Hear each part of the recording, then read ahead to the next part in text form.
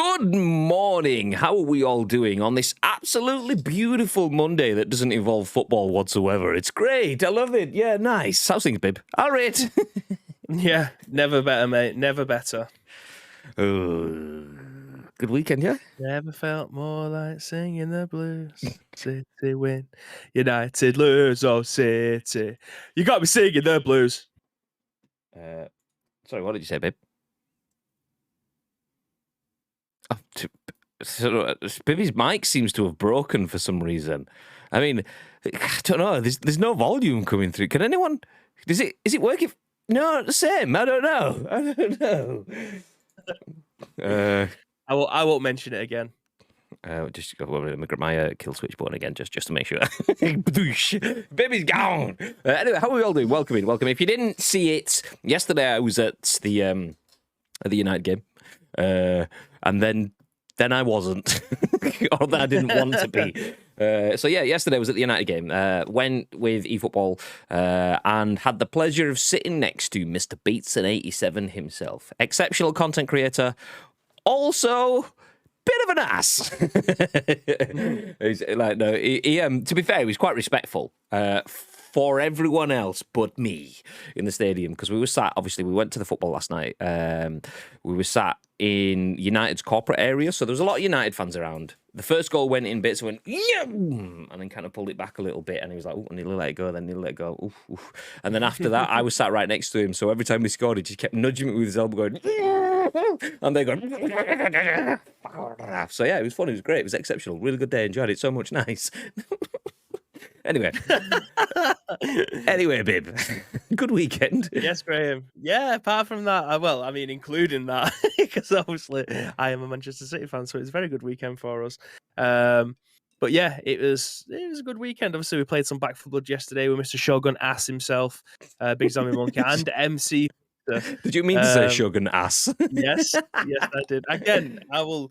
As much as me and Show absolutely love each other, it is still like a rivalry that's been going on for like 5 years, and it will remain a rivalry forever. Everyone needs a nemesis, and mine is Show. Apart from the fact that I love and respect the man a lot. But yeah, there's always some gaming rivalry always in there. So yeah, we played yesterday. I had to res him a stupid amount of times. Like, it doesn't matter what bit of game Bibby's playing. If Bibby's playing a team game, he's always a healer. Like, that's just what I was yesterday. The Bib's a healer.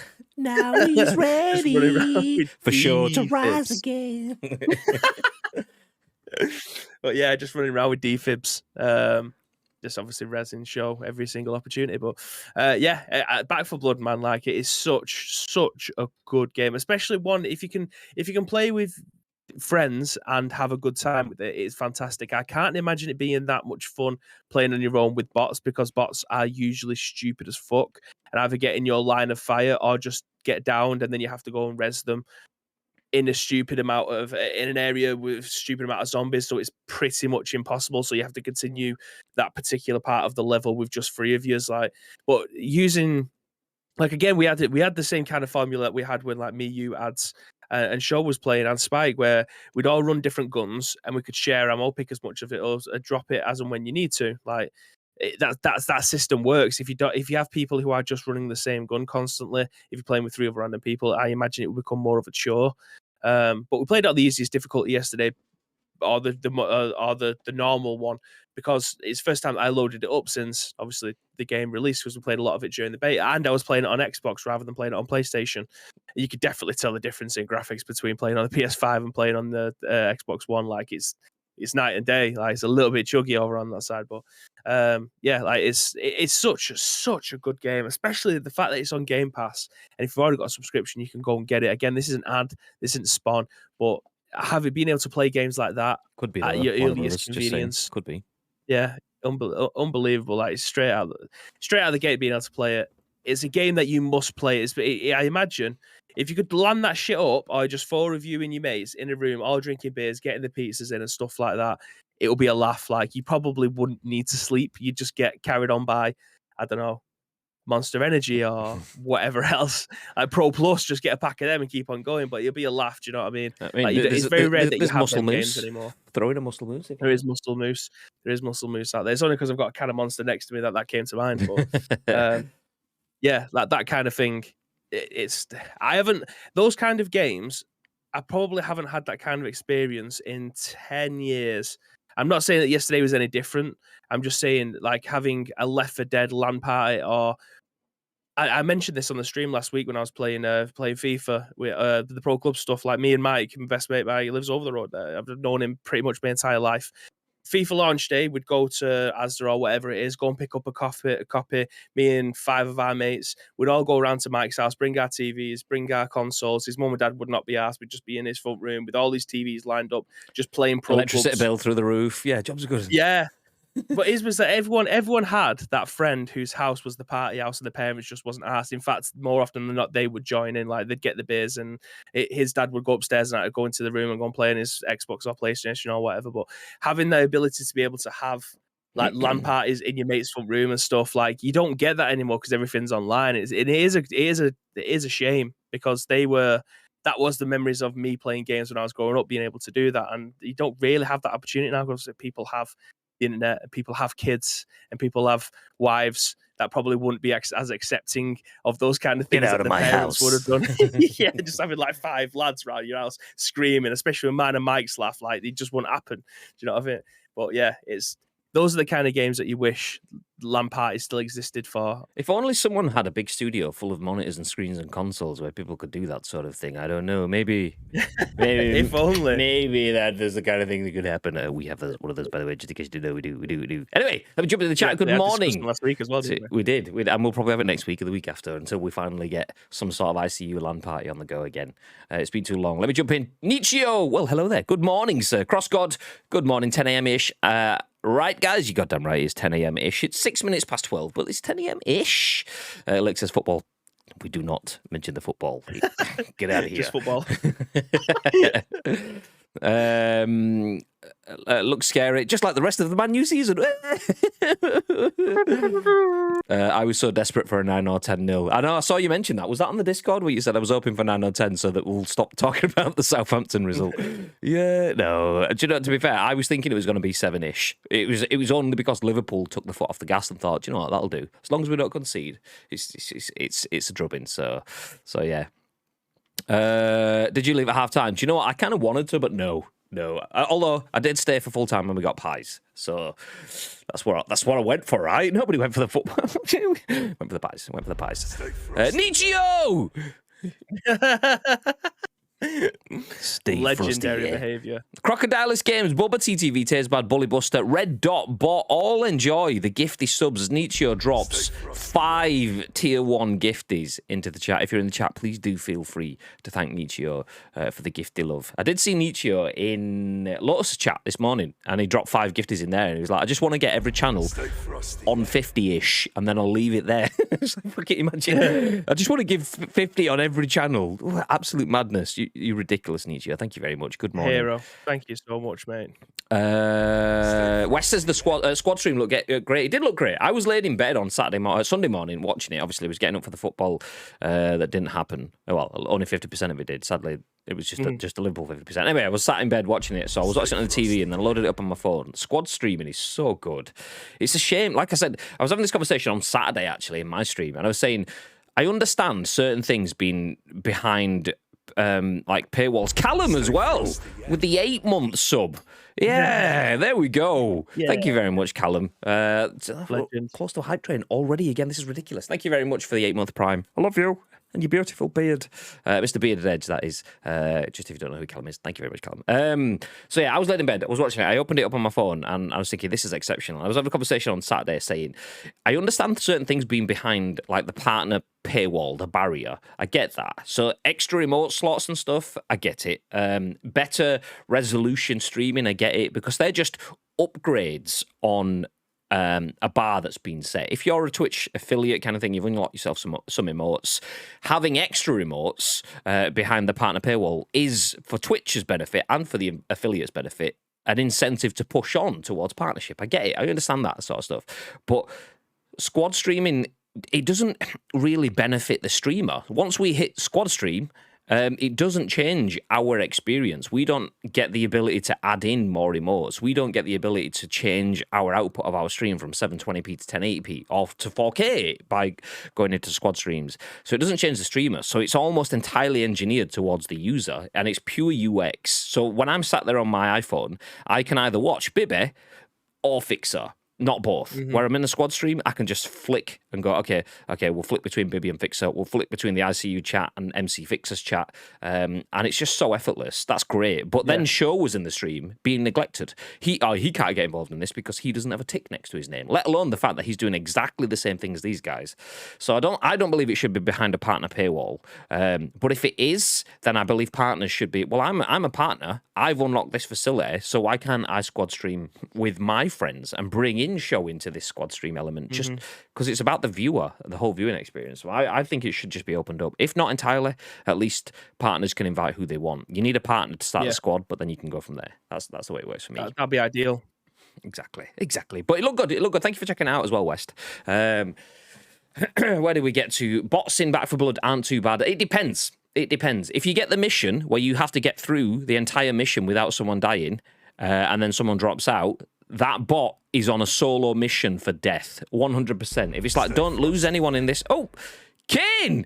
Thank you very much for the gift there. Hey, and he starts the hype train. The hype Kane. Nice. Avenge 92X. Thank you very much for starting the hype train, dude. Hey, how are you doing, Kane? How was your weekend? I did drop in on your stream. When was it? What was it? Friday? Was it Saturday? I can't quite remember. Maybe it was Sunday, but anyway, I hope you had a good weekend. Better than me, anyway. Sat watching United get absolutely torn a new one yesterday. Robo Daniels in the chat. Some bots are better than people in Back 4 Blood. That is also true. We found that out when we were playing the beta on stream. We had some people that just came in, dropped in, used all the ammo, ran, got dead, had to revive, and then just got gone. So yeah, sometimes the bots are the best. Liverpool played on the easiest difficulty too.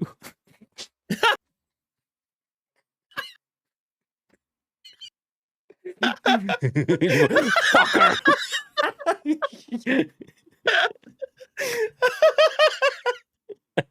Oh, that's amazing. Oh god, I said it was like Liverpool were playing against a dog and duck at Old Trafford. Like the people they won a raffle to play at Old Trafford. It was mental. It was terrible. Yeah, I'm not going to mention it again. Terrible. I'm not going to mention terrible. Speaking of terrible, Franny is in the chat with his more salary mode. Get out, Franny. I was talking to Franny, and that was on the weekend as well. That might have been Saturday night, Friday night. I can't remember. I was chatting. And yeah, basically, everyone I spoke to had the same sentiment that United could get done 7-0 or they'd scrape a 1-0 win. And sadly, we didn't get the 1-0 win. Let's just leave it that way. Robos has been trying to do a veterans run with a melee deck. People have been frustrating. Yeah. People. God bless people. Get us added. Yeah. Get us added. Get in next time, Robo. Next time you're streaming, jump in. Although I do have to mention that I did see you in Bibby's Back 4 Blood stream yesterday, and he called you Robo yet again. Not Robo, but Robo. And I was sat there going, in my head, I know that's right, but I don't know why I end up saying it like that, Robo. Sorry, mate. Like it's that 80s film, RoboCop. It's just I should just call it Dan. Dan, I get away with it then. Do you know what I mean? Like it's ridiculous. Like in my head, I know it's right, but I just say it wrong every single fucking time, like an idiot. It's all right, Robbo. I've got you. Get this out of the way before you start with the news, says Nietzsche, who then dropped 5 gifties, started the hype train with the help from Callum and Kane. Appreciate you, beautiful people. Nice way to start the week. A level 3 hype train already. That's madness. Appreciate you. Legend. Thank you very much. Rounding up the subs to 50-ish per channel before I take a break from it. You'll love to see it. Thank you very much, Nietzsche. Take the break. If anyone hasn't checked out Nietzsche as well, do feel free to check him out. He's a good guy. He's carried me to close to chickens before. Yeah. I think that much carrying, I don't think we've actually managed to get to the chicken element because, you know. Anyway, Tears Band says, thank you very much. Has Ollie still got a job, says KQB. He has, for now. No one to take over, so I reckon he's okay for now. Well, that's the thing. I mean, people kept asking me yesterday, surely you're Ollie out now, Graham. And I was like, well, I'm not Ollie out or Ollie in either. I'm kind of... I said I would be happy to have a conversation of, has he taken us where he can take us and not any further? Potentially. But he's probably deserves until January or end of the season. When you get a slapping like that, then obviously the pressure is turned up on the conversation. But if someone goes, surely he's got to go. And it's like, yeah, but you don't just fire a manager. Okay, he's gone. Now what? What's the plan? If we have a plan, I'd have that conversation. But until there's any signs of a plan, if there's any other managers being pushed forward or whatever, at this point in time, there's no one available other than Steve Bruce. so yeah, I don't know. Ronaldo, player manager, says West, who's been saying that for about 2 or 3 weeks. Do you know, if it happens, then West is the oracle from the Matrix. It's the only way. Sat there with cookies, handed them out before you even know you're hungry. My God. Replace him with someone with no management experience. That's what we've got. That's pretty much what we've got. Well, if you was the biggest question you've got is, are you on course for a top 4 finish? If that is if the answer is no, then that's when the conversations need to start. And at this moment in time, I think they said yesterday that it won 1 in 6, which is outrageous for a United manager. So I mean, that's sacking form for a top 4 club in any respect, regardless of who it is. It is. The only thing I would say that gives him the benefit of the doubt is that plan or lack of a plan in terms of like who replaces him. I think that's what keeps him in his job, is the who else can come into that position. So if we have a plan, then at that point, fine. What that should have done, if the conversation had never started, what that should have done is started a conversation internally as to should there be an alternative plan. That's where I am with it. I'm not against him staying. I'm not against him going, but I need to know that there is a proper plan to move forward beyond that. So yeah. Shout out to West as well for letting me know that, first of all, sub hype, boom, didn't work. It does now. Then shout out Nichio. Oh no. Nichio with a J. Nice. 1, 2, 3. Boom. There we go. There's a shout out for Nichio as well. So chatbot is now working. It wasn't working because PC restarts and stuff. I had some Windows updates over the weekend, which was scary, but it seems to be okay. Say purple burglar alarm. I just did. Thank you very much for the follow. How are you doing? First time chat as well. Don't get the no managers available. United should be able to pick who they want. It's just the thing of, though, is United should be able to pick who they want, but it doesn't necessarily work like that because all of the good managers right now are at good clubs or having successful periods. You have to basically pilfer from a club and pay over the odds, or you take a good manager from a lesser club. So, any Celtic... Let's get David Moyes back.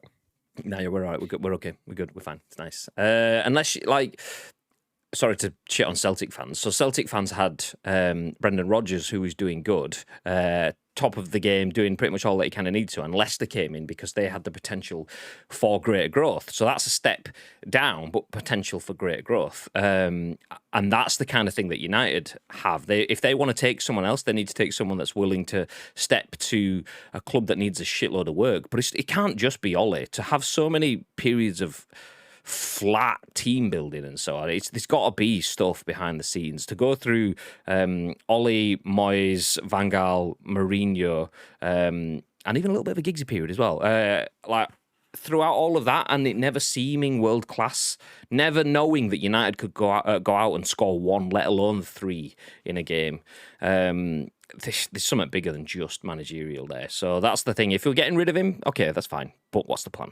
Anyway, that's enough of that. We'll stop talking about football because we have a lot of news to go through today. Thank you. Appreciate the football chat. Appreciate all of the support. Follows, subs already this early in the stream. You're all wonderful people. Mm-hmm. Thank you very much. Zidane or Koeman? I'd go Zidane, potentially. I've never really been a big fan of Ronald Koeman, but I mean, Zidane's just Zidane, isn't he? I don't know. Yeah, I'd say that. 3 Champions Leagues. Koeman's not exactly doing fantastic. Yeah, either. He was pretty much like harassed out of the stadium the other day. Wasn't it? We got some one chins in the chat, Lotus. Moist. One chin. Didn't he get battered out of the stadium? Who, Lotus? I don't think so. I think No, not Coleman at weekend. like his car was being harassed. That's something I saw. His car was being like shitloads of fans and stuff like smashing the crap out of it, crapping the smash out of it. Nice. So yeah. Anyway, I'd take Zidane over Koeman, but I'm not sure. Not sure. Anyway, today we have quite a bit of news to run through. So we'll have two big stories that we'll probably spend a little bit more time on, and then we may pick up the pace and have a bit more of a wrap-up towards the end so we can get through all of the stories. The lead story, which you might have seen if you checked out our social media, is that Microsoft is to show off Halo Infinite's campaign for the first time in over a year this afternoon. And if you are waiting for that content, it's less than 2 hours away. So that is the lead story. We'll run through that first. We'll then jump into the fact that it's not just Xbox. PlayStation has a busy week too. A State of Play is coming October the 27th. That's Wednesday. So if you want to find out what third-party games will be coming to PlayStation, I imagine over the next quarter or so, it's a 20-minute show. We'll give you all of the details on when you can watch that and whether we will be watching that. Spoilers, it'll be at 11 p.m. CEST, which I think is 10 p.m. Our time. So maybe not. Maybe not. I don't know. We'll see. We'll see. We'll go through it all. Then we'll run through the stories, pick up the pace, talking about the fact that a new Splinter Cell could have Hitman-like elements, it's claimed. There's a Wu-Tang Clan RPG in the works at Microsoft. Activision has fired more than 20 employees, which is a story that we did push back from last week. And then we'll wrap it up with news on who the new GamesMaster will be. We've had our rumors, we've had our conversations. I think it's safe to say none of us predicted who it could be, but that is what we will close off with. I mean, if you want to spoiler, you can go check it out on social media. But if not, just wait around and we'll tell you who the new GamesMaster is. But first, Bibby, would you be excited in seeing some new Halo campaign details? Absolutely, Graham. Halo campaigns are fantastic. So yeah, absolutely. After coming off the back of streaming ODST and Halo Reach on this channel very recently, dead right, I'm back in for it again. Nice. I'm just going to change camera one sec because Lotus has just said something that reminded me. Corned beef, fried potato, yummy. He said he just thought he'd pop in to make some lunch. I actually started helping Danielle open a can of corned beef yesterday. We're in the year 2021, almost in the year 2022. We've had Men on the Moon. You can order food to your door from your phone and pay for it without ever getting off the seat. But still, cans of corned beef have got those weird keys that you have to twist and spin around, which led to this. I don't know if it's ever going to show. I've got a cut on my hand that was bleeding like a mother fudder because I had to open up a can yesterday and naturally the keys of pants slipped, gashed my hand open. So yeah, corned beef, exceptional. Corned beef cans, get in the sea. Get out of here. Anyway, back into the room. Halo campaign. Wesley Yin-Poole at Eurogamer has this lead story. Microsoft to show off the Halo Infinite's campaign for the first time in over a year this afternoon, 2 p.m. UK time. Into the body of the article, it says, Microsoft will show off the Halo Infinite campaign for the first time in over a year this afternoon. A campaign overview video goes live at 2 p.m. UK. You can watch it in the video below. Here's the official blurb. Quote, the Banished have defeated UNSC forces and take control of the mysterious Zeta Halo, threatening the survival of humankind. When all hope is lost and humanity's fate hangs in the balance, the Master Chief returns to confront the most ruthless foe he's ever faced. Mohamed Salah at Old Trafford. Here's a fresh look at the Halo Infinite campaign that introduces players to true Spartan freedom in the biggest, most wide-open and adventure-filled Halo experience yet, launching on December the 8th, 2021. Halo Infinite was once due out last Christmas, but suffered a high-profile delay after a negative reaction to the last time we saw its campaign in July 2020. The infamous Craig gameplay demo is below. Yay! Where's Enix when we need him? He's got a Craig emote, I think. 343 said it was taking this feedback on board, admitting it had work to do on the graphics, and we'll find out how that work has gone at 2 p.m. today. The Halo Halo Infinite campaign was a notable absentee from Gamescom in August. At the time, lead writer Joseph Staten said the team was currently in shutdown mode as they polished the game for the final release on December the 8th. Shutdown mode means we're done with feature work and focused on crushing high-priority bugs, Staten said. We're spending lots of time playing the game, verifying fixes, and generally doing all we can to ensure campaign and multiplayer plays great on all platforms, from an original 8-year-old Xbox One to a brand new ultra-spec PC. This is a very challenging task, even for a large and experienced team. If only CD Projekt had that same approach. Anyway, we're at a critical phase in the flight that is Halo Infinite, so extremely important to avoid distractions and stay focused on mission-critical tasks only. For campaign, that means putting maximum effort into ensuring the wide-open, adventure-filled experience you'd all get to play on December the 8th is as great as it can possibly be. And gameplay demos and trailers not only take a huge amount of effort to do well, they also take cycles away from bugs and other shutdown tasks. Infinite won't have campaign co-op or Forge at launch, unfortunately. We'll leave it there. So, babe, Halo Infinite campaign details coming today. The game mode, a month and 2-3 weeks away. What are your thoughts? I'm looking forward to seeing what's actually going to be in this showcase. Like, it has been over a year since we've seen anything from it, and the Craig stuff. I imagine they've kept this on the down low for such a long time, so they don't get memed again.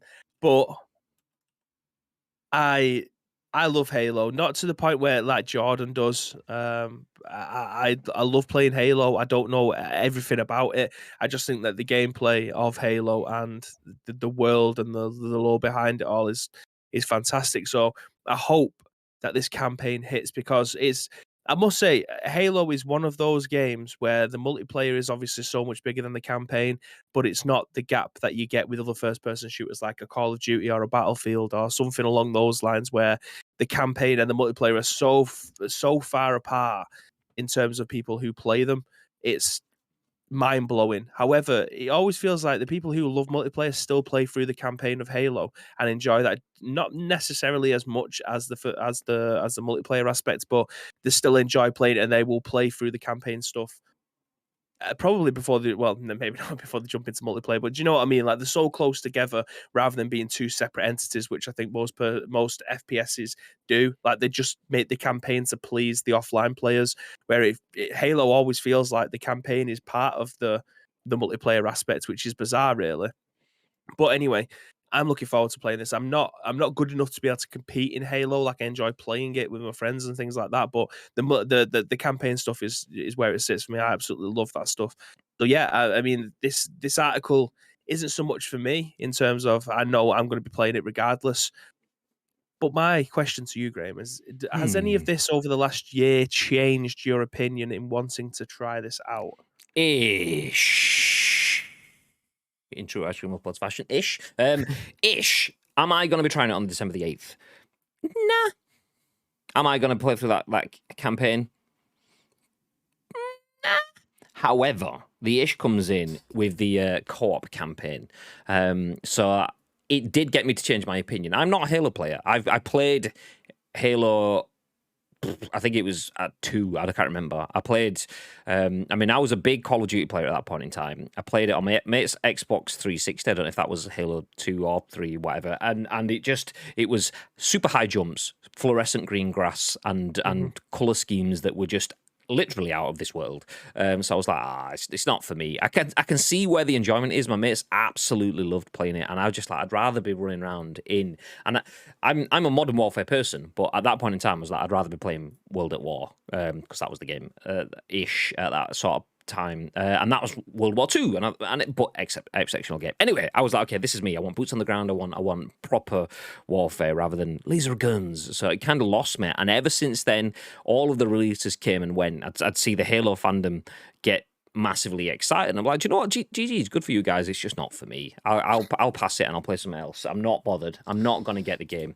I might play it at a mate's house if we were having a sleepover or something, but yeah, I'm not bothered. So this is actually quite a monumental shift. The fact that I want to play through the campaign, obviously the co-op stuff, so I don't just go in with the Halo stuff, because I feel there's a couple of things. One, the Halo design and world doesn't speak to me personally. So if I just go into that campaign, I have to deal with that. And two, I could be overwhelmed, depending on how this works. Obviously, I imagine Xbox will come at this from kind of a bit of a multifaceted approach. You'll have something that appeals to new gamers, like me, but then there'll be bits in there that appeal to old school gamers, the players that have been through the Halo world, which is kind of what you'd expect. And I hope they get the balance right on that, because if not, I could see myself being overwhelmed with this is the Flood, and this is the that, and this is the other. And I was like, okay, I've heard of these because I've asked Jordan to explain them. And he did explain them. And I kind of understood it, but I don't really know. So... and it all kind of gets lost. The most interaction I've had with Halo and Master Chief is the voice on my Waze sat-nav right now. Let's go, let's roll, like that sort of thing. Like beyond that, I don't really have much Halo-ness. So I was like, okay, jumping into the campaign might be enough to bring me up to speed, might overwhelm me. Jumping into the campaign with a buddy though, playing that co-op on stream with Bib, now that is where I could see myself getting into it. I've never been interested in that before. This is the first time they've got me interested enough to do that. So am I interested? Yes. Am I overexcited? No. I will sit though and wait for co-op campaign. I am excited for the players that are excited though, because I feel they've taken a game that was in a shit show of a situation and still survived. That's the reason I threw this out. I'm not going to reach out and grab Cyberpunk because it's too far away. Not because I don't feel it deserves it. It's just too far away right now. But Cyberpunk just mutilated when they realised that the game was bad.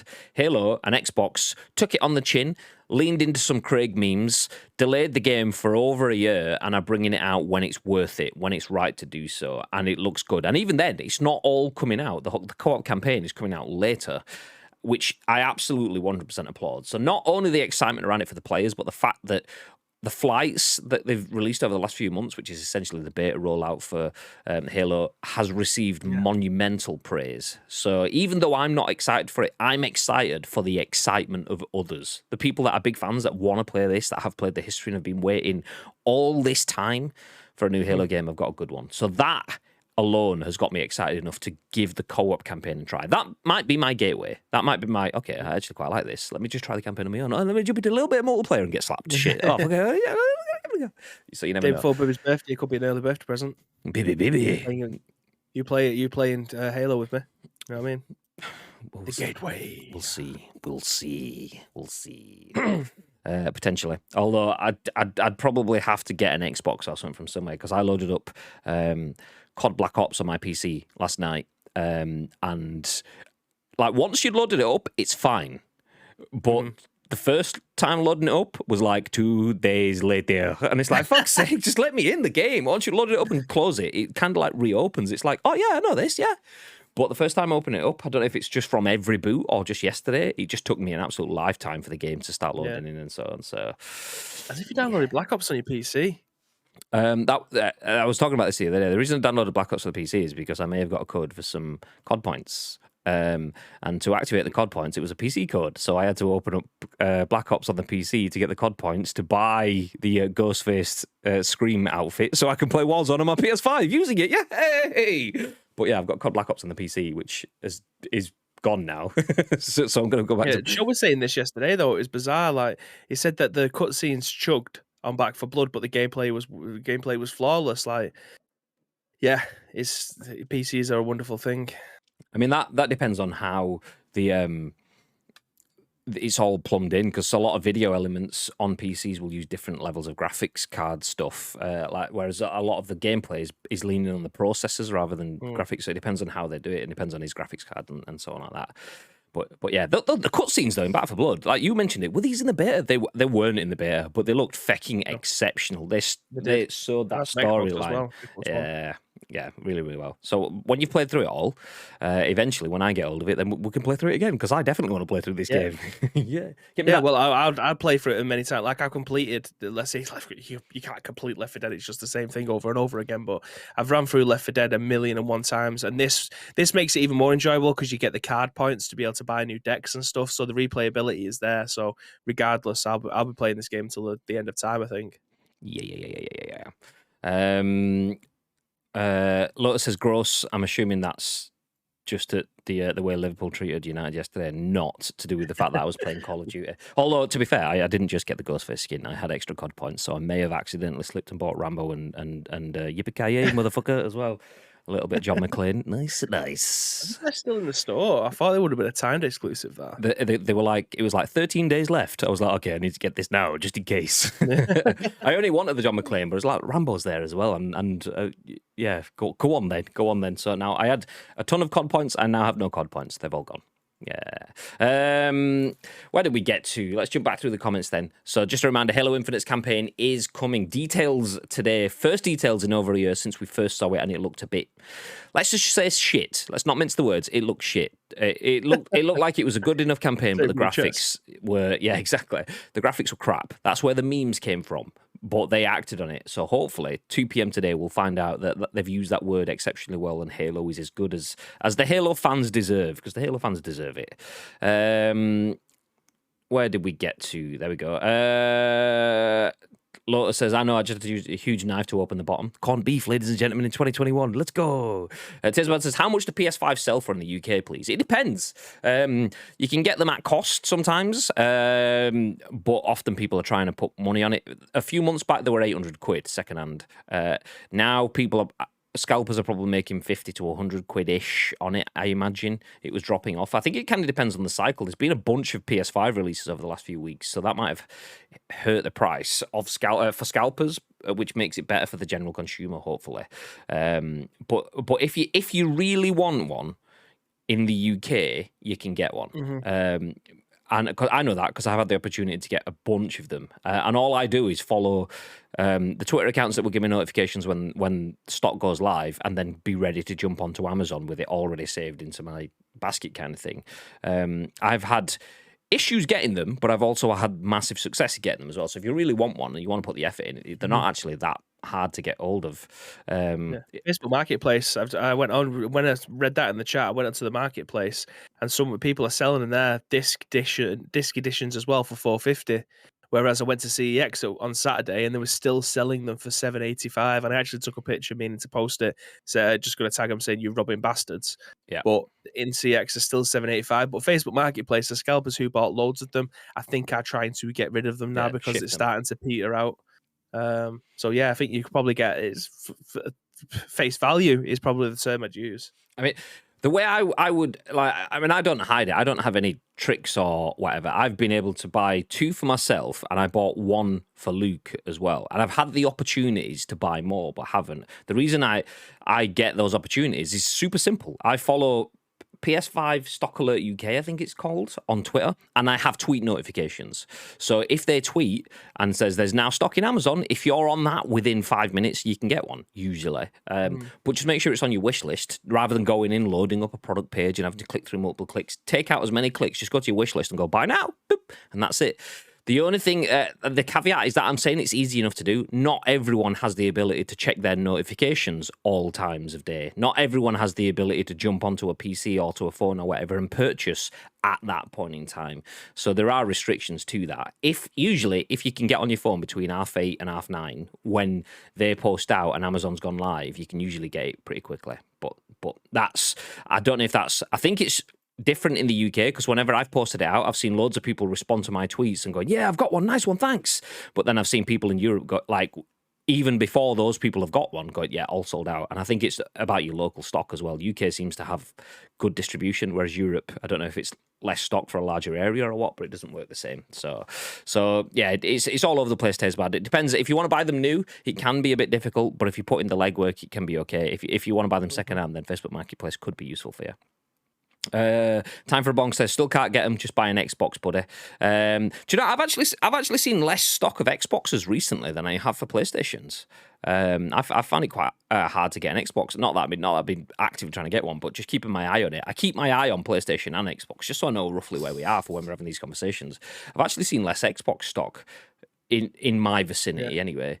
Can only buy one eBay, Amazon for 1,300 to 1,500 Australian dollars. Yikes! Yeah, that's the thing. I mean, I don't know how much stock there is in Australia. I only assume, and this is me making a guess, that near me in the northwest there must be an Amazon distribution center. So I get a good bunch of stock in the close vicinity, and it's not too hard to get off. I don't actually know if that is the case. That's my assumption, because I've not found it too hard, whereas other people have found it extremely difficult.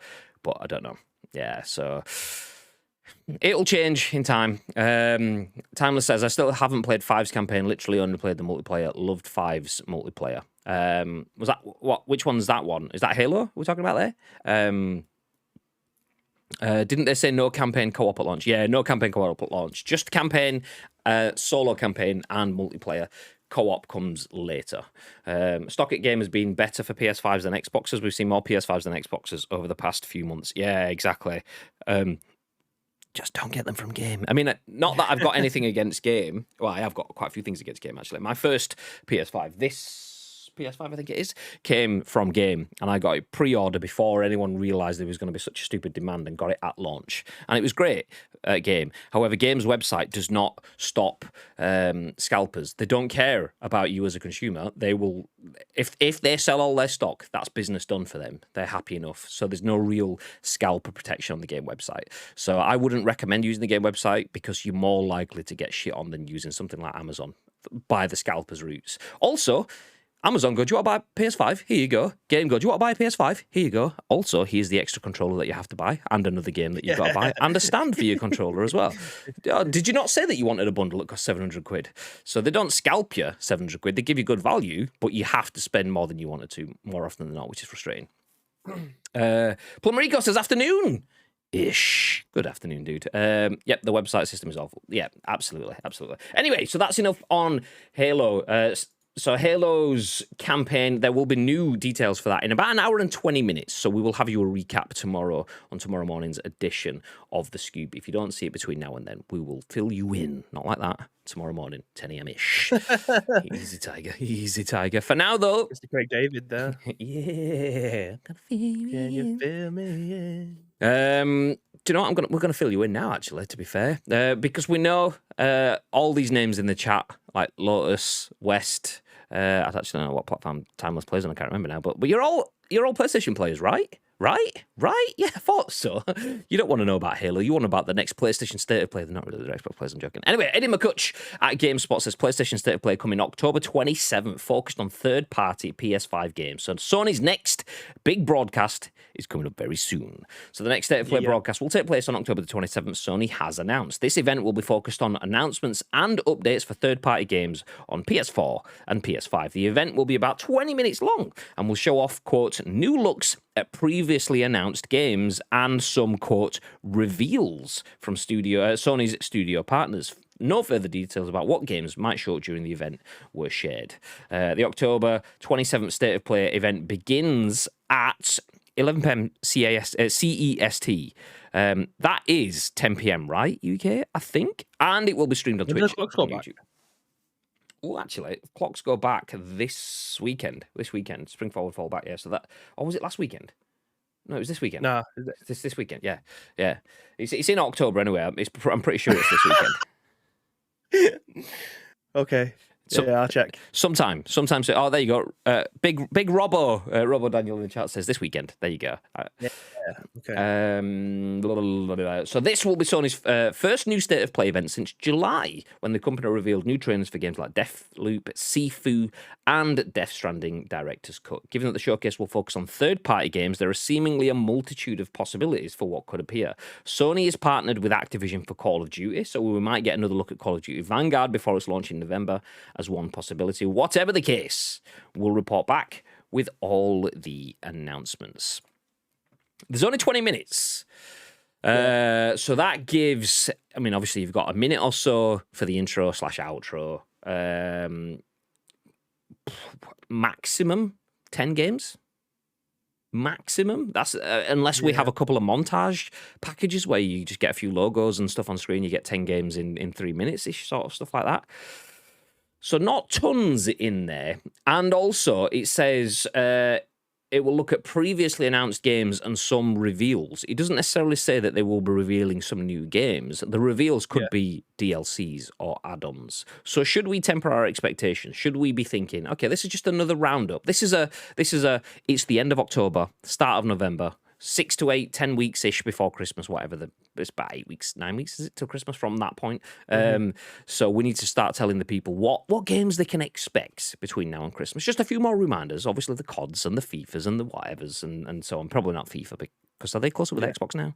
With EA Play and stuff like that? I don't know. Yeah, score more with Xbox. So, yeah, I imagine we're probably not going to get anything that's going to be earth-shattering. 10 p.m. as well.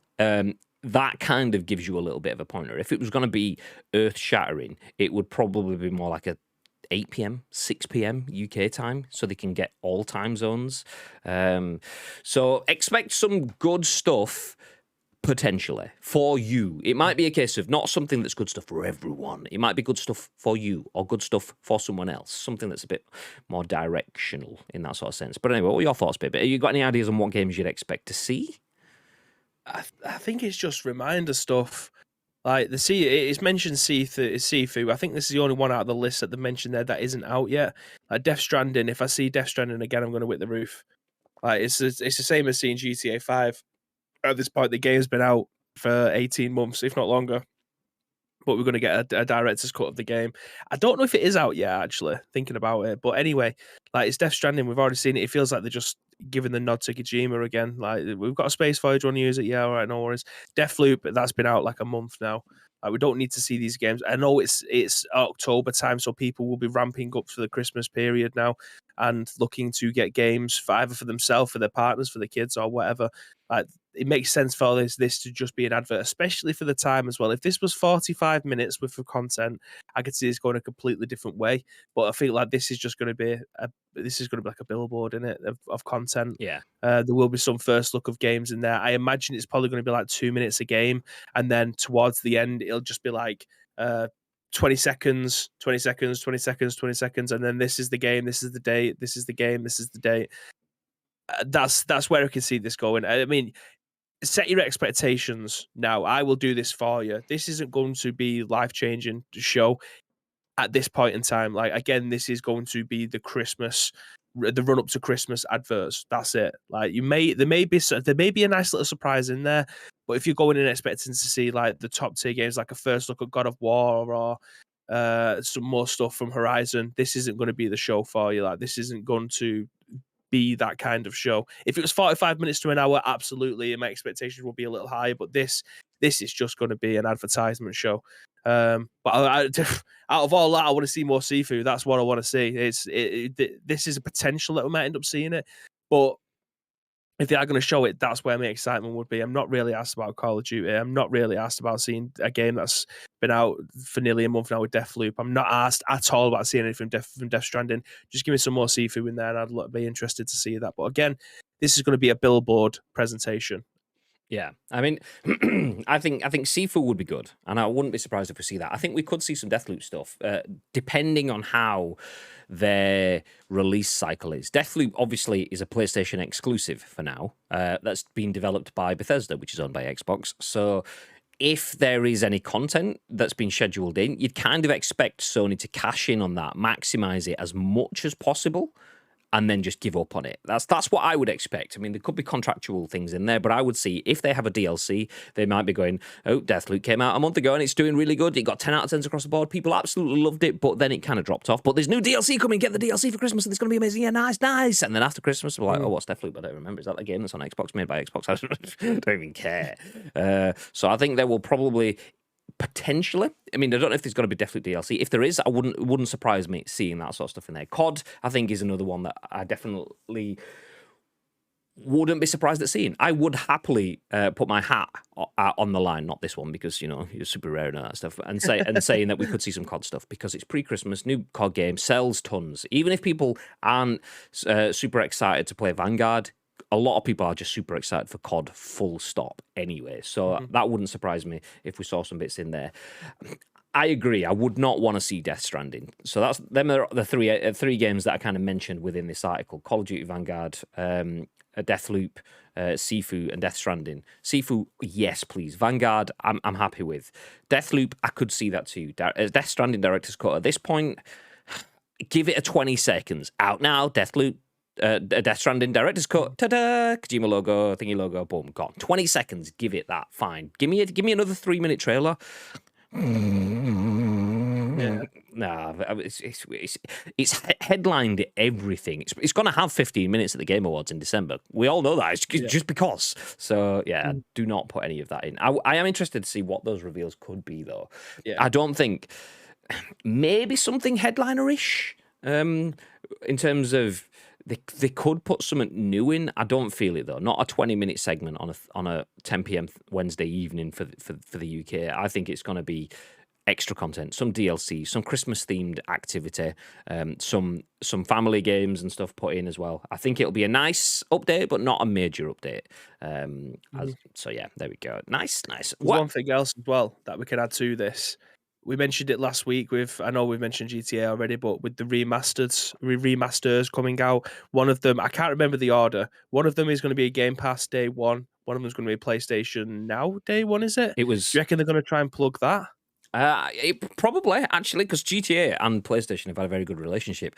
Although, that said, they have absolutely been swizzed in that relationship. So if anyone missed it, actually, yeah, we were going to include that in the news today, to be fair. We'd God damn it. So, yeah, if you missed it on Friday, as we were towards the end of the show, the GTA Definitive Trilogy had been announced. Mr. T dropped it in. We had about 10 minutes left of the show, so we covered that, which is Grand Theft Auto 3, Grand Theft Auto Vice City, and Grand Theft Auto San Andreas all have been remastered and made to look beautiful. They will be available for a full trio of games for about 50 quid.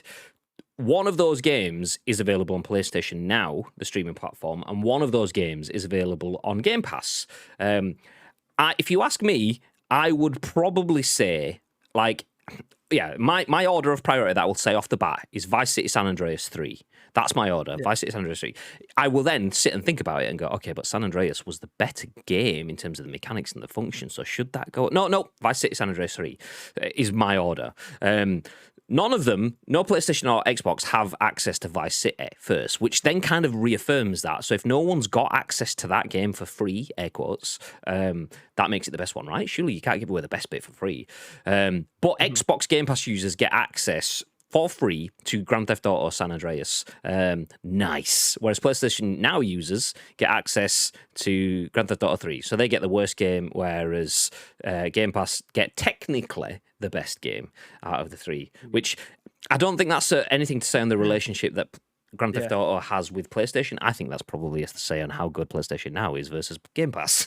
Nobody fucking plays. I mean, regardless, this is going to be a game that I'm going to be buying. Like, I don't care what it comes on. Like, I will part cold hard cash for this. What I do want to see, though, that we haven't seen, is how it looks on PlayStation 5 versus what it looks like on PC. Is there extra sliders that you can unlock to make it look a little bit more glamorous on PC?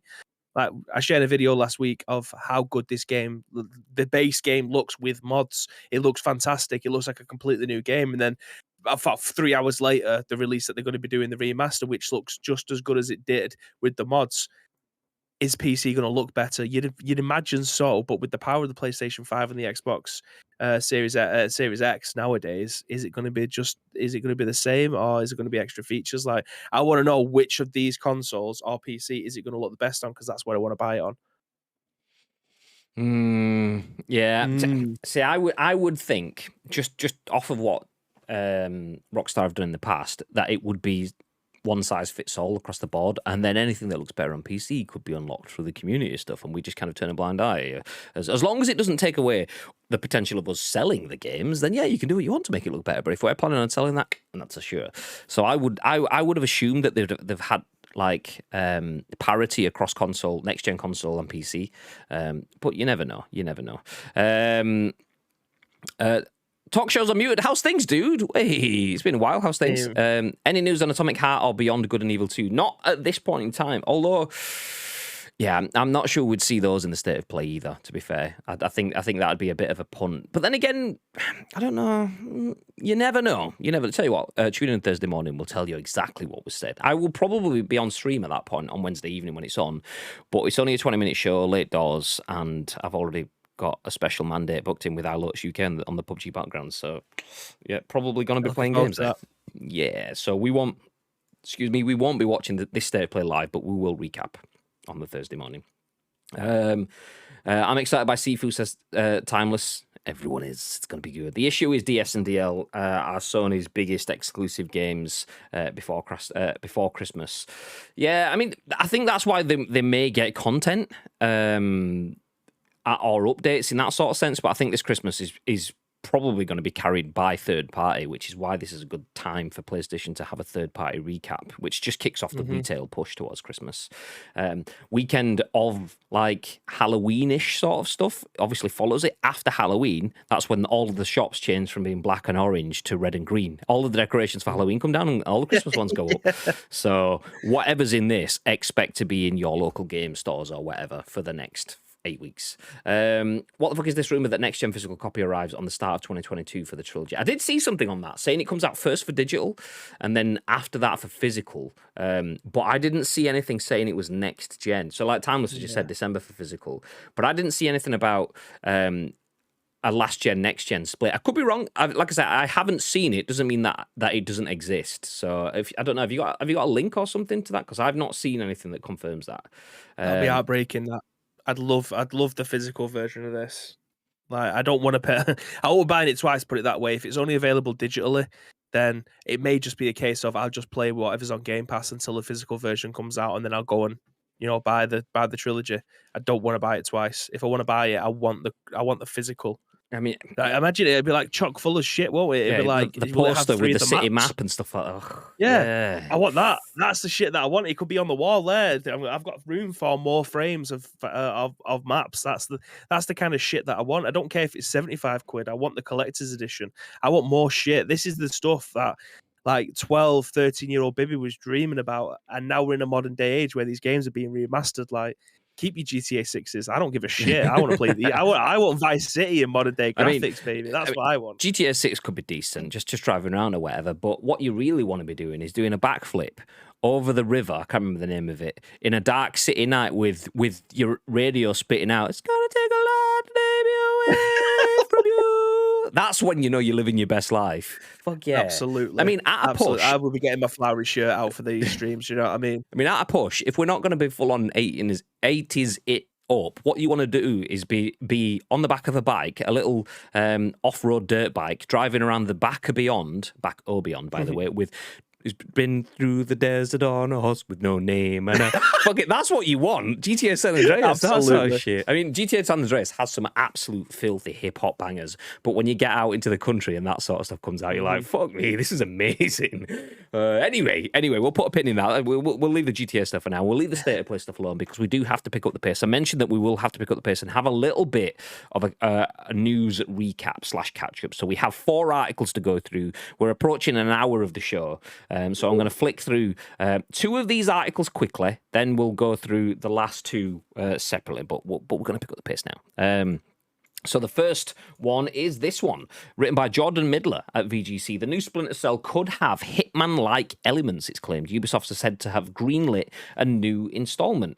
So Ubisoft could reportedly take inspiration from IO Interactive's Hitman franchise for its next Splinter Cell game, it's been claimed. On October the 19th, VGC reported that, according to our sources, Ubisoft has greenlit a new Splinter Cell game. Shout out to Mr. T for sharing that article. I'm not sure whether we actually got round to covering it. We had it on the news to talk about Splinter Cell, but because it's one of those periods where there's all of the news and all of the conversation and not enough time on the show, it may have not got airtime. But there's a new Splinter Cell game coming, apparently. Anyway, and according to GameBeat journalist Jeff Grubb, in the weeks before E3 2021, quote, Ubisoft had fans play the upcoming Prince of Persia: The Sands of Time remake and something that had the appearance of a new Splinter Cell prototype, end quote. He said, quote, the testers did not spend a lot of time with a possible Splinter Cell game. Ubisoft provided a vertical slice that was just a basic tutorial section, but this version of the game combined familiar Splinter Cell action with elements of the 2016 Hitman reboot. While this doesn't confirm that the game is the same project as VGC reported on, it would further indicate that Ubisoft is keen to return to the world of Splinter Cell. It's not clear which studios are working on the new project, though 2 people with knowledge of Ubisoft's plans told VGC that the new Splinter Cell was being led by a studio outside of its traditional Montreal base. The title is in an early phase of production, the sources said, but there's a small chance it could be announced next year. The much-requested sequel will arrive at a time when the company is looking to rebuild its image following a wave of discrimination and sexual harassment allegations. Employee groups say they're not satisfied with the level of action taken by Ubisoft to change its culture. Last year, CEO Yves Guillemot said, I say that, by the way, in the same vein that Bibi says Lyon. So CEO Leon. Yves Guillemot says the Splinter Cell series needed to evolve before it could make a comeback. We'll leave it there. So you get the idea. There is potentially a new Splinter Cell game on the cards. This doesn't surprise me. What did surprise me is that it's taken, or still is taking, so long for it to happen. Splinter Cell is a game that Ubisoft can 100% cash in on. And I think part of that cash in has come from the fact that they've let it build into such a meme as well. If they'd have brought a Splinter Cell game out 5 years ago, it probably would have been a game that the Splinter Cell fans would have been happy to see. And that's it. But absence makes the heart grow fonder. A little bit of a hype train and a bandwagon starts going. It's like the Simpsons hit and run, the Tony Hawk sort of thing like that. Splinter Cell is not to that level, but it's kind of. Yeah. And then they start throwing out mobile games and all these other adaptations. And did it appear in Smash Brothers? If it didn't, that surprises me because everything else has been in Smash Brothers. And so there's all these different ways that Ubisoft have tried to kind of cash in on Splinter Cell, but haven't. So it doesn't surprise me that they are going to do that, particularly after a torrid 24 months with games releasing and failing. Oh, this is great, but not. This is great, but not. Watch Dogs, not so good. Ghost Recon, yeah, not in the best state right now. So apart from Assassin's Creed Valhalla, Ubisoft have had a bit of a patchy period, so this is a good time to bring out big guns that you know that people want, that you can potentially rely on. So it doesn't surprise me that they're bringing it back. It doesn't surprise me that they're looking at IO Interactive's Hitman either, because hugely successful game, and the success of IO Interactive's games has led to IO Interactive getting in bed with the James Bond world. So they are working on a James Bond game. So if they've had that much success over what is arguably not a very well promoted game, and I don't mean that in a bad way for IO Interactive, but IO Interactive does not have the publishing power that Warner Brothers does or whatever.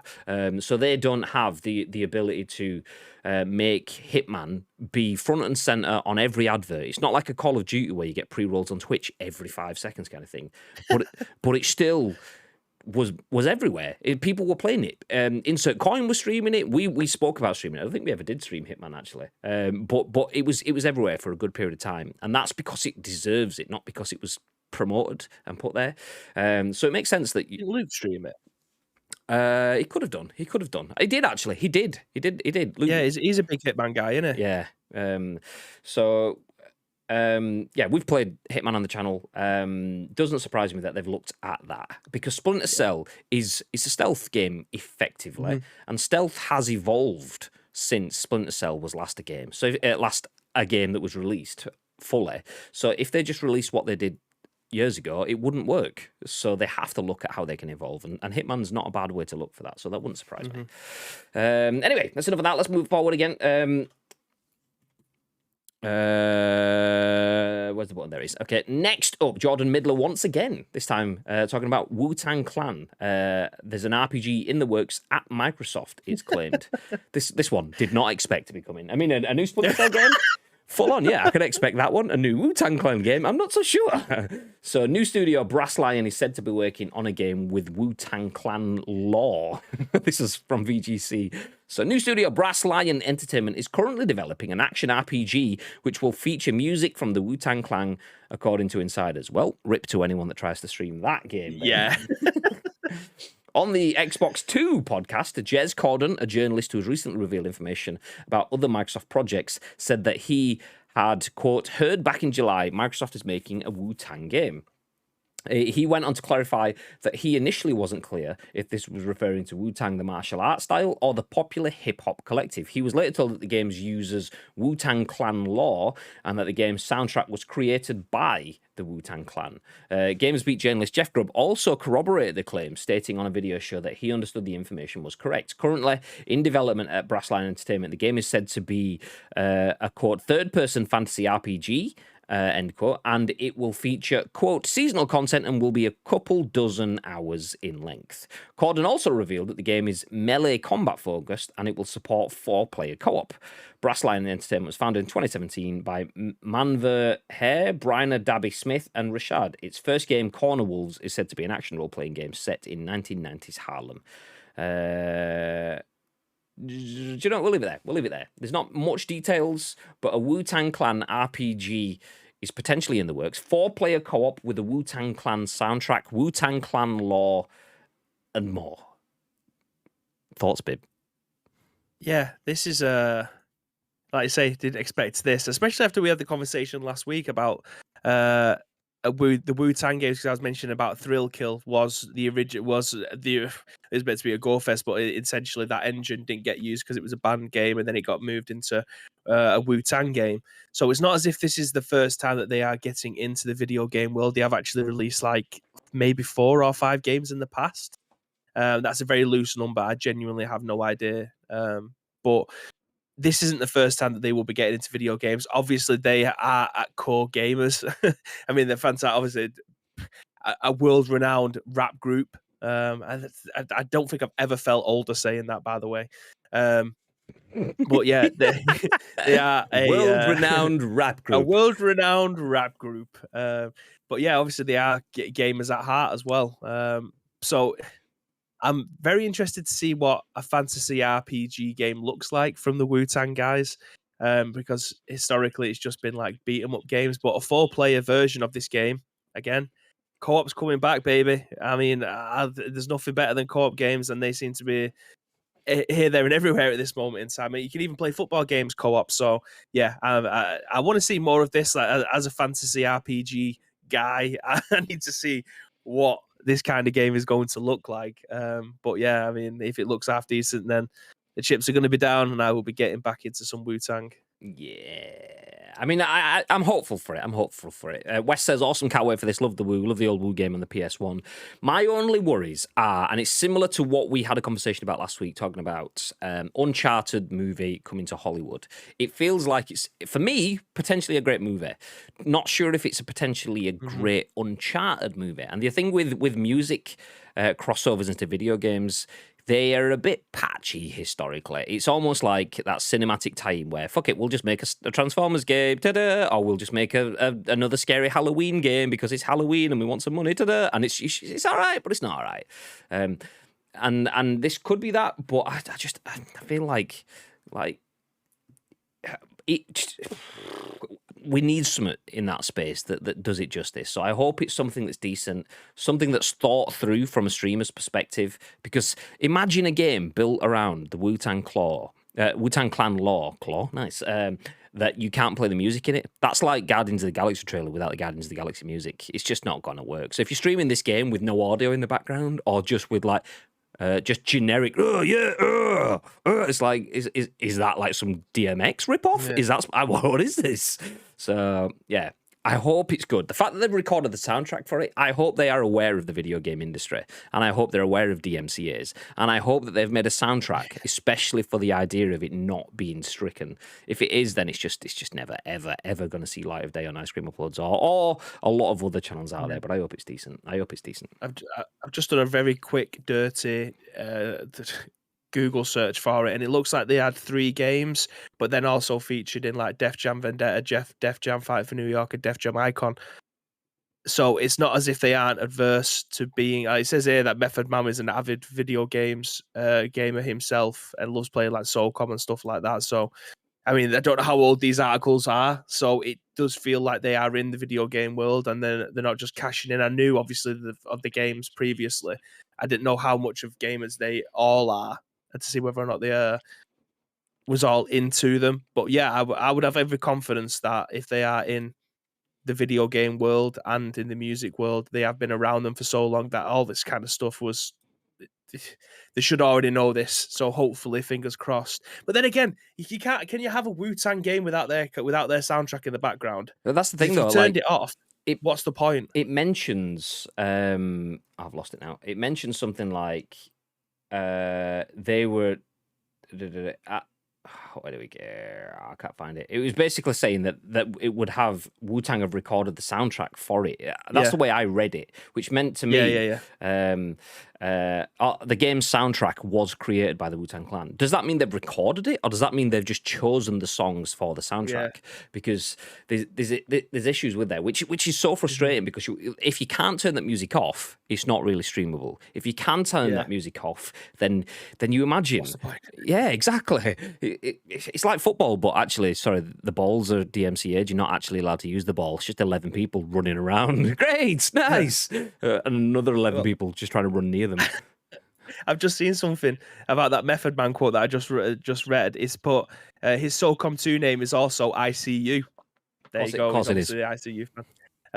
But yeah, I mean, hopefully they end up doing what most grime artists have done nowadays, and they tend to own their own music, so they make them DMCA free. I've just seen shows comment about Back for Blood yesterday, like you can't have Ace of Spades being played because it's part of the game. Even if you turn the game music down, it's part of a sound effect, so you have to play the game or that particular mission with no gun sound, just grunting from the zombies and your characters. Yeah.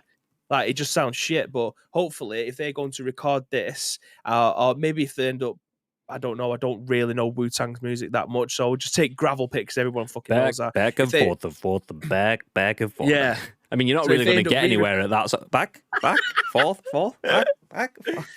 If they end up re-recording that and they make it copyright free, or they just those particular songs that they've recorded goes into being copyright free, so they might have 16 songs or whatever it is, that would be ideal. And I think with what I've read, this very brief thing that could possibly be a thing that would be amazing for everybody involved. Like, but they cannot rely on, no one can rely nowadays without influencers or people streaming their games. Like, even if streamers were going to be streaming that game regardless, you'd give them the advertising slot to be able to make more people play your game. Is Wu-Tang, again, no disrespect to anyone who obviously listens to Wu-Tang, but are they still as big as they were 20 years ago now? Is their influence historic, or are they still doing stuff that people will want to get behind? I imagine they still do, but as someone who's not really into Wu-Tang, you don't really hear of them unless they're being mentioned in a breath from 20 years ago. So if they're going to be bringing out a game, they need people to be streaming this game. They can't therefore expect people to just turn their music off and for it to still be the same deal. That show says very much a legacy act, and there's nothing wrong with that. It's just that it would be a shame if they release this, because legacy acts, if that's all they are now, I mean, that could be a bit harsh. They could have a lot more that I'm not aware of. But if a legacy act is what they are, legacies deserve praise, respect. Mm-hmm. And if this doesn't get the praise and the respect it deserves, it's very much a half-ass cash-in, then it would be a bit disappointing. Particularly, I mean, like Def Jam Vendetta and things like that. I mean, I didn't play much of them. Most of what I played was actually at Eurogamer. I played it at Eurogamer when I was there with Pez 20, whatever it was. And yeah, exceptional game. So I'd like to see, there's a space for that music crossover, particularly for that hip-hop area crossover. And I hope it's done. That's not just... I hope it's the Wu-Tang Clan that want to do this, and not the record label going, do you know what, there's shitloads of money in video games. If we make it look like you want to do this, then people will buy into it. Yeah, you look legit. And then there's all sorts of copyright shit. Nah, okay. It's a minefield. Yeah, get out of here. Where did we get to? Oh, scrolling too far. Oh, there we go. I've got back to... Show's comments about Back for Blood. Yeah, look what Back for Blood did. The best mission on that is a DMCA minefield, which is a tragedy. It's a tragedy. I mean, we could have even replaced Ace of Spades with like a 9 of clubs, the 9. I mean, Warner Brothers, if you want someone to record that for you, I mean, I have voice mod, which just say the word. Mate. Say the word. I mean, I've done one chin. If anyone wants to type exclamation mark one chin in the chat and you want an audio experience, well, it's definitely an experience. No, anyway, leave that. Azadeh has done a load of movie scores. It's going to be amazing. Seen a car reg yesterday, which was 1 CU, but looks like ICU, says Nietzsche. Was it a Lamborghini? If it is, that's Bibby's. Obviously, we call him Bibby 2 Lambos. He's got 1 CU and 2 CU. And then the other one is Bibby CU. But obviously, it's not being used, that one, on the road yet, so it's probably not that one. Recent documentary, Azadeh is still involved with films, music, and writing. It was a Merc That's probably one of Bibby's old ones, one of his first ones. Yeah. Back when he used to drive like the common cars, like Mercedes and Bugattis and stuff like that. He's moved. I would say common cars. My granddad's got it now. Yeah. Grandi Bibby. Anyway, okay, we are.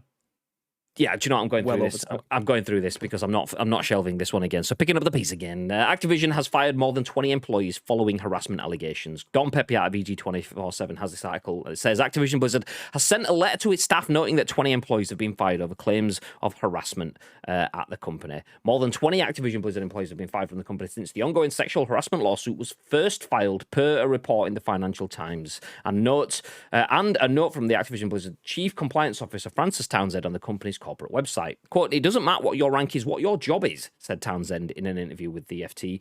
"If you've committed some sort of misconduct or you're a leader who has tolerated a culture that is non-consistent with our values, we're going to take action." She went on to note that more than 20 people have so far been fired from the company quote, more than 20 individuals faced other types of disciplinary action, though none of the employees that have been reprimanded or fired have been named. The letter to employees noted that the company is eager to, quote, "earn our team's confidence that when they speak up, they will be heard, and wants to get things straight with staff with a renewed urgency." Alexa, stop. I said the letter, and she thought I'd said her name. Go away. Anyway, in a note, Townsend outlines some actions the company intends to make moving forward in order to better safeguard staff against harassment and abuse. 3 more positions are to be added to the company's ethics and compliance team, with another 19 positions coming in the future, in efforts to make Activision Blizzard a, quote, "more accountable workplace." There are also plans for Activision Blizzard to triple its training resources. Townsend, it's worth pointing out, is the same person that sent an email to staff calling the California Department of Fair Employment and Housing's investigation meritless, which prompted calls for a staff walkout at the company. She was also forced off Twitter and deleted her account after criticizing whistleblowers and blocking Activision Blizzard employees, not befitting someone listed as a sponsor for the women's network at the studio. Activision Blizzard is currently engaged with a series of lawsuits related to the company's alleged frat boy culture and various harassment claims. As proceedings continue, the state of California has accused Activision Blizzard of withholding and suppressing evidence related to the case, and issued a formal objection to Activision Blizzard's $18 million settlement with the Equal Employment Opportunity Commission. As a result of the initial lawsuit going public so far, we've seen shareholders argue that they were economically damaged as a result of the company executives intentionally withholding information on the sexual harassment lawsuit, and ex-Blizzard president Jay Allen Brack and ex-HR executive Jesse Meshuk have left the company. So a lot of stuff there. We're not going to go too deep into this, but we could give you the updates that 20 employees have been fired, which is kind of what you'd expect. If anyone doesn't know what this is, Activision Blizzard, the developers of tons of games, have been in legal, let's just say, conversations. I don't know what the correct word is there. They've been having a lot of legal stuff ongoing. They've been I don't want to say that they have been taken to court, because is that only what happens when they get to court? There's legal proceedings have been filed. Let's put it that way. That's better than conversation, because that sounds like I'm watering it down a little bit. So legal proceedings have been filed and is still ongoing. As a result of their internal investigations, more than 20 employees have been let go. Who is it that makes Overwatch? Is that Activision Blizzard? Yeah. Because I saw that there was an article the other day that one of the characters, like McCree or something like that, had been renamed because one of the devs that he was named on has been fired. So even though this article says, because this article is now 5 days old because we've shunted it back twice, I think some names have come out. Jesse McCree or something like that was the dev that he was named on. He has been let go. That character is now being renamed to Cole Cassidy or something along those lines. So names and stuff have started to come out, but it's nice to see that there are some movements internally. I said nice to see. It's not nice to see. It's good to see that it's not necessarily nice at all. This shit shouldn't have been happening, but it's nice that stuff is happening. It's good to see that some action has been taken. Still not convinced at the fact that this Townsend woman, who clearly is towing the corporate line at every step of the way. But blocking people that's saying shit, sending emails internally saying, "Oh, these investigations into these abuse and stuff, I'm telling you, my staff, that this is meritless, when the staff are going, actually, well, we're telling you, as your staff, that this is actually solid, so we're going to walk out because you're chatting shit, trying to tell me what I need to believe. So, no. So How she's avoided the chopping block is beyond me. Yeah, it's baffling. But then again, we've found out already that she's got some political connections to senators and things like that. So that's probably why. But do you know what? That's just stoking the fire at what we're doing there. Naturally, we're commenting on what we've had in the open. We could be wrong with that. In theory, for balance, that Townsend could actually be decent. I don't know. We don't know enough. I'm just saying what our opinions are based on what we've seen. So feel free to make your own opinions on that. But it's good to see action nonetheless. 20 staff going, more people put into the HR teams, more accountability, more training, all good. The proof, as I said to West, is in the pudding. And then West says, no, the proof is in the eating of the pudding. And let's see. Okay, it's just because they've added a few people into the mix doesn't necessarily mean anything's going to change. Well, let's see what actually happens down the line. She's avoided the chopping block because she's the one operating the guillotine. Amen, says Show. That's pretty good summary. Anyway, as grim as that is, it's nice to talk about the grim stuff. Sometimes the grim stuff needs airing. So the Activision situation could be improving. It's taken a lot of fucking time, a lot of money, and a lot of heartache for it to get there, but it could be improving. As always, we'll keep you up to date with any major advancements on that story. But for now, let's finish on something a little bit brighter. Mr. Bibb. Yes. GamesMaster. We had a conversation about who could replace Sir Patrick Moore as the titular character, as the GamesMaster himself. And I don't think either of us could have confirmed this one. But I think both of us are pretty surprised and happy with this inclusion for GamesMaster. So if you don't know what GamesMaster was a TV show in the 90s. I don't know if it got to the 2000s. But the new GamesMaster is exceptionally fitting. Just like Patrick Moore being GamesMaster came out of left field. Didn't see that one coming, but it works. This one, for me, 100% is the same thing again. Sir Trevor McDonald is the GamesMaster. This is airing later this year. Written by Ed Nightingale at Eurogamer. The article says, Sir Trevor McDonald has been confirmed as the new GamesMaster. The classic gaming show will be returning later this year on E4, and there's already been months of speculation as to who would take on the persona once played by Sir Patrick Moore. I am delighted to be taking on this iconic role for a new generation of viewers, said McDonald. McDonald will join presenters Frankie Ward, Rab Florence, and Ty Logan. This is a quote, by the way, I couldn't be more excited to be part of the GamesMaster team, especially as the one thing I love almost as much as playing games is watching other people play them. And believe me when I say I take the art of celebrating their triumphs and failures very seriously indeed, said Ward at the time of his announcement, although Frankie Ward is actually a woman, so that should be her announcement. GamesMaster originally ran on Channel 4 from 1992 to 1998, the first UK show dedicated to video games. It featured Moore as the robotic talking head GamesMaster who would offer tips on gaming to viewers. Contestants would compete in a variety of gaming challenges to win golden joysticks. Reviews of the latest titles also featured heavily. The show contributed to the video game boom of the 90s, particularly the release of the PlayStation and the N64. We'll have to wait to see if the show will have a similar impact on today's internet-savvy audience. Do you know what? I genuinely don't think it will have the same impact. I'm going to call it. I don't think it will. I think it's a little bit of...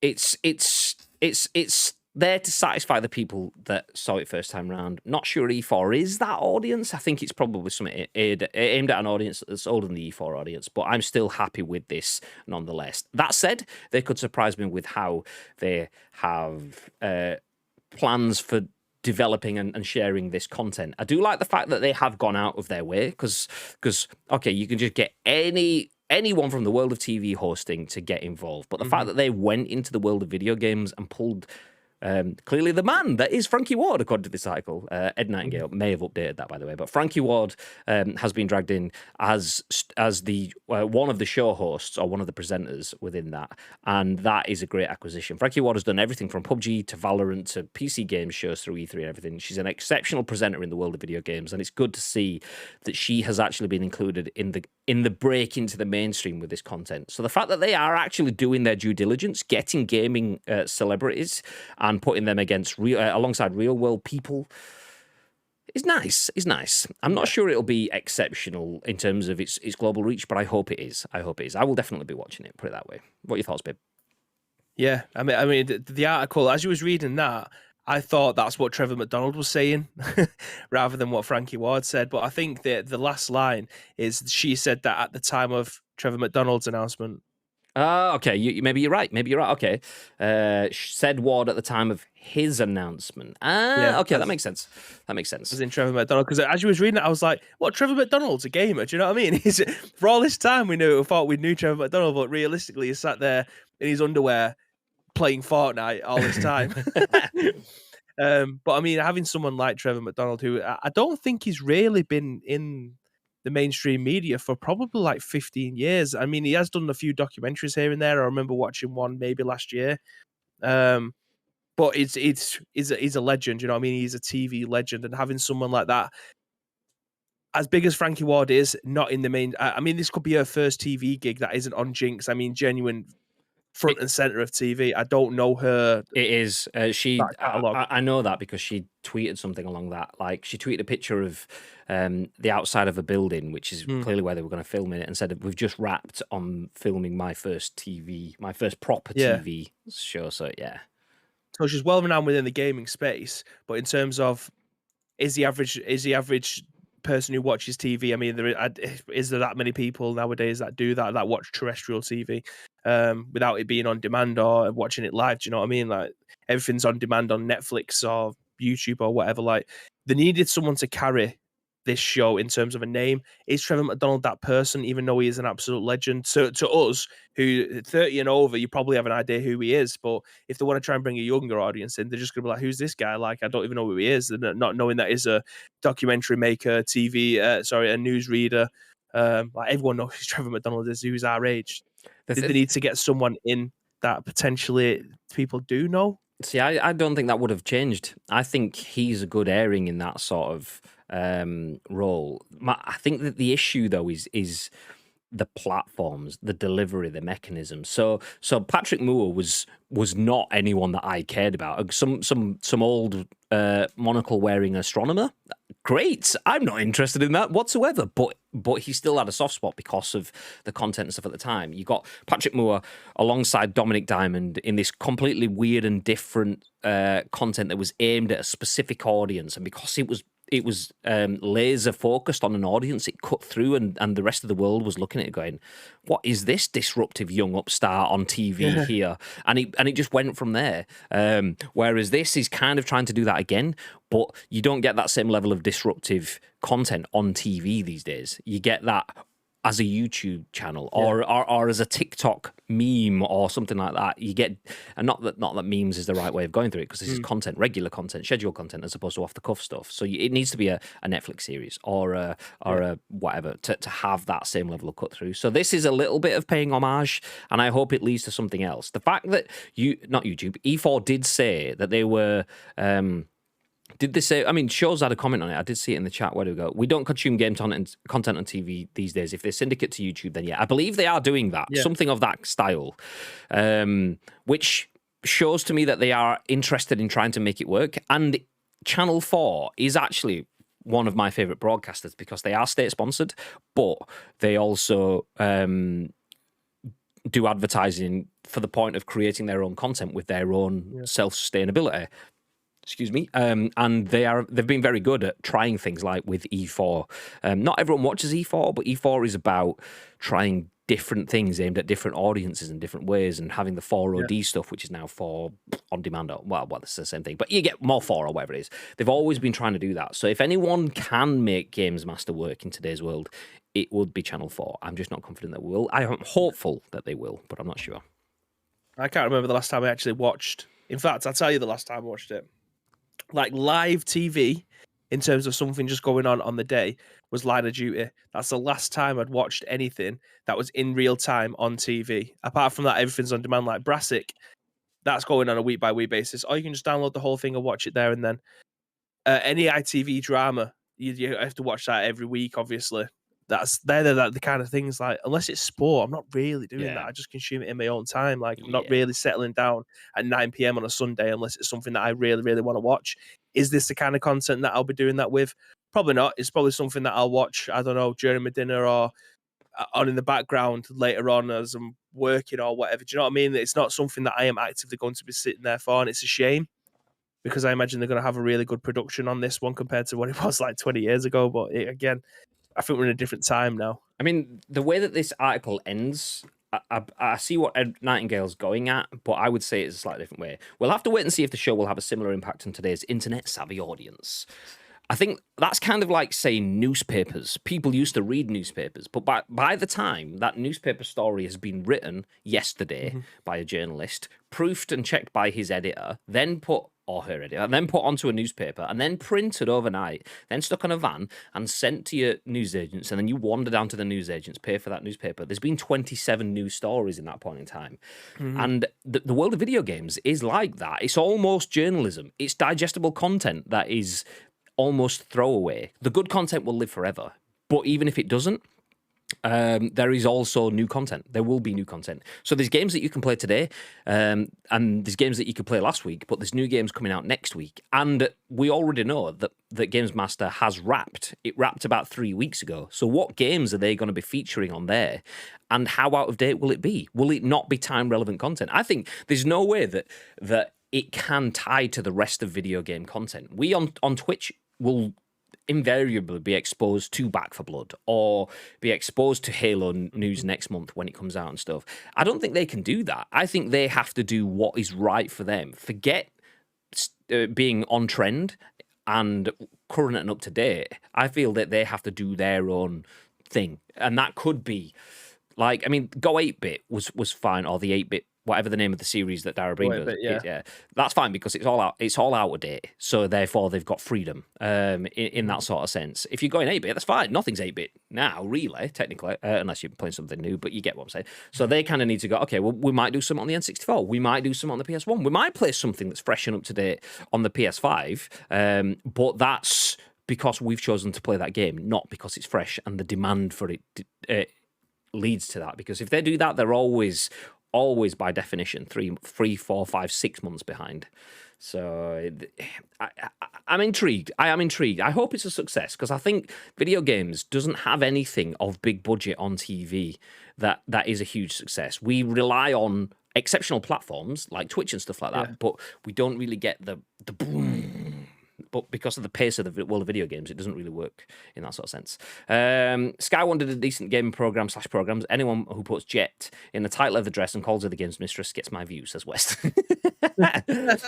I don't see it lasting, unfortunately, mainly due to the current portrayal of and image of video games in mainstream media. I hope I'm wrong, says Timeless. West says, but did we all know Patrick Moore when the first one aired? No, exactly. That's kind of I think you probably mentioned that before I went over my comment. I wasn't asked about Patrick Moore, but I was by the end of it. And I think the same thing could happen with Trevor McDonald. The issue is how they get the cut through now. So it was something edgy and different, but edgy and different doesn't really exist on TV these days. Not anymore. I can't remember the last time I watched a TV show that wasn't sport. It's been years, says Timeless. I agree. Not live anyway, like Baby says. You can watch it on demand, but yeah. Brassica's class, well, Michelle Keegan, it says Nietzsche. Bibby had this conversation the other day. I did. And on that bombshell, we are going to wrap up this conversation. So let me give you a quick recap of the news. Obviously, it's a bit of a long show, but we've had a lot of news that we needed to catch up with. Plus, there's been a bunch of stories over the weekend. And those are Microsoft will show off Halo Infinite's campaign for the first time in over a year this afternoon. Oh, just got rid of Trevor McDonald, not the whole thing. Nice. So that will be taking place at 2 p.m. this afternoon, 29 minutes from now. So we'll have the full recap if you don't catch that over the course of the day. So Halo Infinite's campaign details coming today. PlayStation will have a state of play coming on Wednesday, 10 p.m., October 27th, featuring new third-party reveals. No new games potentially, but a lot of announcements and updates. Splinter Cell could have a new game coming that's inspired by Hitman, if the leaks are to be believed. Speaking of leaks to be believed, there's potentially a new Wu-Tang Clan RPG coming. We'll see how that works. Activision has fired more than 20 employees following harassment allegations as it tries to steady the ship after everything that's been going on over the last 6 months or so. And finally, as you've just heard, we wrapped up with the fact that Sir Trevor McDonald is the new GamesMaster, and that will be airing on TV later this year, which is nice because if it is airing later this year, then there's only 8 weeks-ish, 9 weeks-ish left of the year. Then it's not going to be too far behind filming to airing, so we'll look forward to seeing that.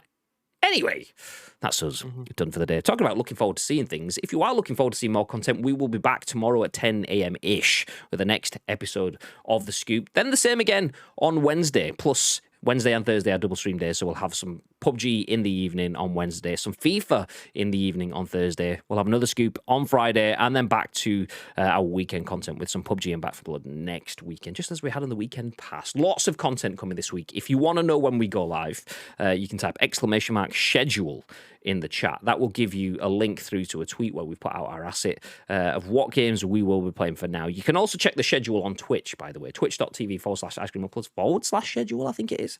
And you can see our current schedule on Twitch. Do feel free to check those out. In the meantime, we are going to raid a friend. So if anyone is still with us, do feel free to stick around. If you join the raid, you get extra sprinkle spend on our channel. Plus, you make someone's day by dropping in and giving them a raid. Do feel free to drop in. It's nice. It's lovely to make people feel warm and fuzzy inside. Do it, do it, do it. But before we do that, Mr. Bibb. Hello. Is there anything you'd like to add? Yes, again, thank you very much to each and every one of you that have joined us for this episode of The Scoop. It is all it is. The first show's done. We still have 4 more. So if you want to help shape those shows, there is 2 ways that you can do that. First of all, find us on social media. It is at Ice Cream Uploads across all major social media platforms, or get involved with our Discord. If you're watching this on any of our on-demand services, and we know that you do, go into the description below. You'll see all the links that you require will be listed there for you. But all we need from you is a URL plus your thoughts and impressions. We'll then give you our thoughts and impressions on the very next show, which will be at what time tomorrow? Mr. Crime Day. Well, tomorrow we'll be going live at 10 a.m. Ish. Do you know what? You probably, if you're on PC, this will be easy enough for you. If you're not, then actually, do you know what? I'm going to change it. I was going to have something for you to copy and paste into Franny's chat, because Franny's obviously dropped in. He's a Liverpool fan, and he's been taking the piss this morning.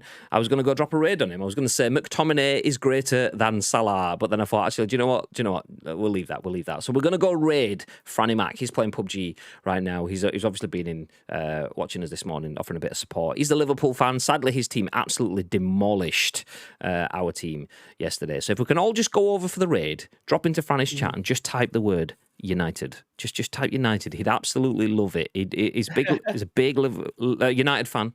Not Liverpool. He's not Liverpool. So yeah, we're going to go over there. Just type the word United and just leave it as that. You don't have to stick around. Feel free to have a conversation after that. But just United. Just drop in United. Show some support. Nice. And even if you're not a United fan, feel free to do it anyway. You know. Just stick the boot in. Anyway, that's it. Have yourselves a fantastic day. We love you. Appreciate you. Say Purple Burger Alarm. Thank you for the follow. Kane for the gifty. Bearded Edge for the 8 months. And Nietzsche for the 5 whole gifties. And also Ojo. I didn't see that one. Nice one. Pre-stream. Thank you for dropping the follow this morning. I met Ojo yesterday. What a guy. Do feel free to go over to the raid. Drop in United in the chat and have yourselves a fantastic day. But until then, what they got to do, Bib? You have to stay frosty.